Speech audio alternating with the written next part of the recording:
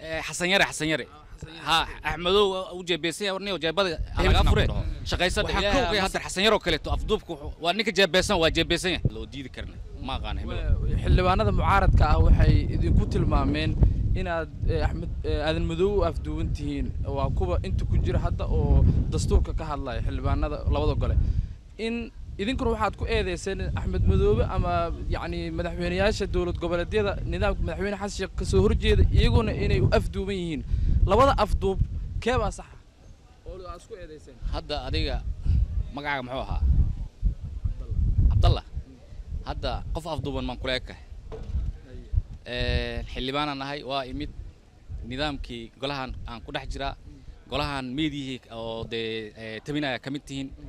qof xildhibaan oo afduuban oo aragtidiisa aan dhiba karin ma aragteen waa maya waxa la rabaa horta eedeyntu iska dhici kartaa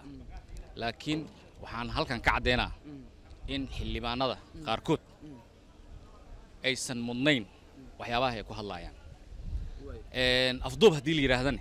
annaga dad xor oo shaqeysanayo dastuurkii iyo nidaamkii ilaalinayana afduub waxa afduuban qofka la leeyahay ma dhaqaaqi kartid ma bixi kartid dhagax tuur dad daqar firin biyeeri soo duub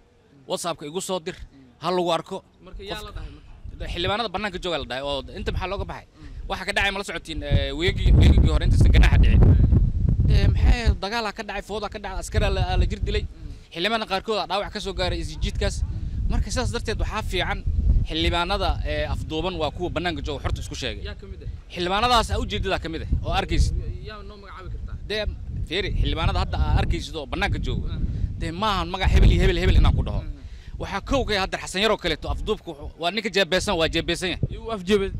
Axmedow u jeebeesan yahay ha marka waa maasintiin xasan yare ha Axmedow u jeebeesan yahay warniyo jeebada laga fure shaqaysada ilaaha masab bixiyo ilaaha bixiyo muxuu ahaa mulkiga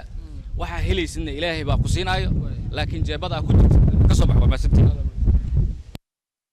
internet plus waa adeeg ay macaamiishu ka heli karaan internet fiber ah ku hadal iyo IPTV ula socda receiver ay ku jiraan in ka badan 4,000 oo kanaal internetka guryaha ku shubo $25 oo hel internet xawaarihiisu yahay 20 megabyte per second iyo 200 oo daqiiqo oo ku hadal gudaha ah ama ku shubo $30 oo hel internet xawaarihiisu yahay 30 megabyte per second iyo 200 oo daqiiqo oo ku hadal gudaha ah internetka xafiisyada ku shubo $50 oo hel internet xawaarihiisu yahay 55 megabyte per second iyo 400 oo daqiiqo oo ku hadal gudaha ama ku shubo $90 oo hel internet xawaarihiisa uu yahay 110 megabyte per second iyo 700 oo daqiiqo oo ku hadal gudaha